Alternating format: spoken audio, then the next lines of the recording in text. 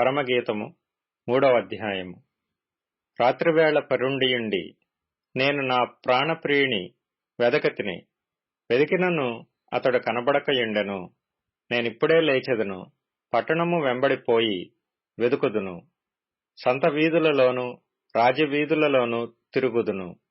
నా ప్రాణప్రియుని వెదుకుదును అని నేననుకుంటిని. నేను వెదకినను అతడు కనబడలేదు. పట్టణమునందు సంచరించు కావలివారు నాకెదురుపడగా, మీరు నా ప్రాణప్రియుని చూచితిరా అని నేనడిగితిని. నేను వారిని విడిచి కొంచెము దూరము పోగా నా ప్రాణప్రియుడు నాకెదురుపడెను. వదిలిపెట్టక నేనతని పట్టుకొంటిని. నా తల్లి ఇంటికతని తోడుకొని వచ్చితిని. నన్ను కనిన దాని ఎరల్లోనికి తోడుకొని వచ్చితిని. యెరూషలేము కుమార్తెలారా, పొలములోని ఇర్రులను బట్టియు లేళ్లను బట్టియు మీ చేత ప్రమాణము చేయించుకొని లేచుటకు ప్రేమకు ఇష్టమగు వరకు మీరు లేపకయు కలతపరచకయు నుండుడని నేను మిమ్మును బతిమాలుకొనుచున్నాను.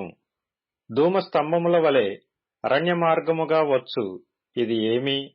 గోపరసముతోనూ సాంబ్రాణితోనూ వర్తకులమ్ము వివిధమైన సుగంధ చూర్ణములతోనూ పరిమళించుచూ వచ్చు ఇది ఏమి?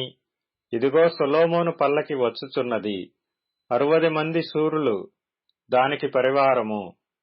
వారు ఇశ్రాయేలీలలో పరాక్రమశాలులు. వారందరును ఖడ్గదారులు, యుద్ధవీరులు.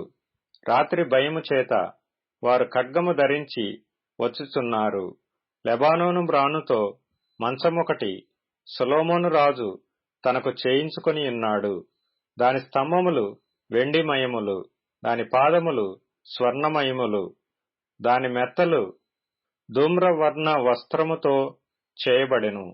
ప్రేమను సూచించు విచిత్రమైన కుట్టు పనితో యెరూషలేము కుమార్తెలు దాని లోపలి భాగము నలంకరించిరి. సియోను కుమార్తెలారా, వేంచేయుడి. కిరీటము ధరించిన సొలొమోను రాజును చూడుడి. వివాహ దినమున అతని తల్లి అతనికి పెట్టిన కిరీటము చూడుడి. ఆ దినము అతనికి బహు సంతోషకరము.